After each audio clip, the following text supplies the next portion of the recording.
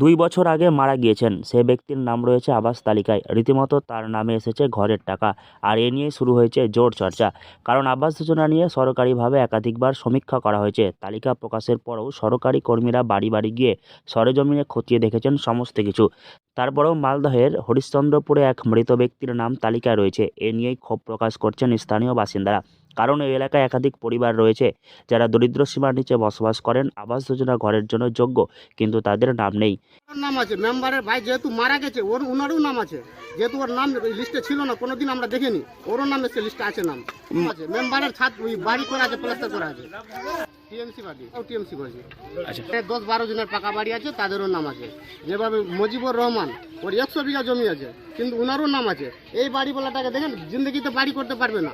এবার আমাদের বাড়ি জিন্দগিতে আমরা করতে পারবো না। আমাদের বাড়ি আসার নাম কেটে ওনাদের নাম ঢুকাইছে। তো আমাদের কাছে, আমরা গরিব মানুষ, খেটে খাই আমরা, সেই জন্য আমাদেরকে নামটা বাদ দিয়েছে। মানে এই থেকে বোঝা গেল কি ওরাই সব কিছু করছে, মানে যাদের পয়সাওয়ালা আছে পয়সাওয়ালাকে দিচ্ছে, গরিবকে কোনো দিচ্ছে না। এদিকে এলাকার মৃত এক ব্যক্তির নাম তালিকায় থাকায় রীতিমতো ক্ষোভ শুরু হয়েছে। শুধু তাই নয়, মালদার হরিশ্চন্দ্রপুর 2 নম্বর ব্লকের সুলতাননগর গ্রাম পঞ্চায়েতের আবাস যোজনা তালিকায় রয়েছে পঞ্চায়েত সদস্যের পরিবারের নাম। মালদার হরিশ্চন্দ্রপুর 2 নম্বর ব্লকের সুলতাননগর পঞ্চায়েতের সরাইয়া গ্রামের বাসিন্দা মেহেদি হাসান।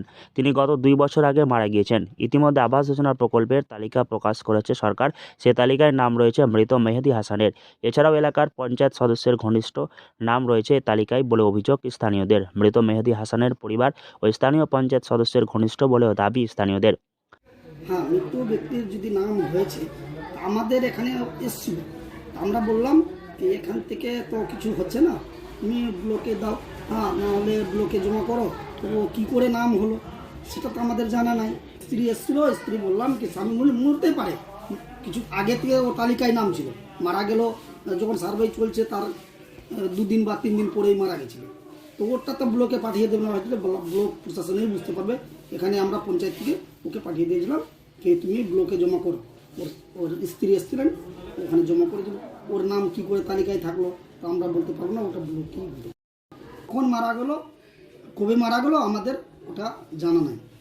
মৃত মেহেদি হাসানের পরিবারও স্থানীয় পঞ্চায়েত সদস্যের ঘনিষ্ঠ বলে দাবি স্থানীয়দের। একাধিকবার সার্ভে করা হয়েছে, তারপরেও পঞ্চায়েত সদস্যের ঘনিষ্ঠ মৃত ব্যক্তির নাম তালিকায় রয়েছে, কিন্তু সে তালিকায় নাম নেই এলাকার কাঁচা বাড়িতে বসবাসকারী বাসিন্দাদের।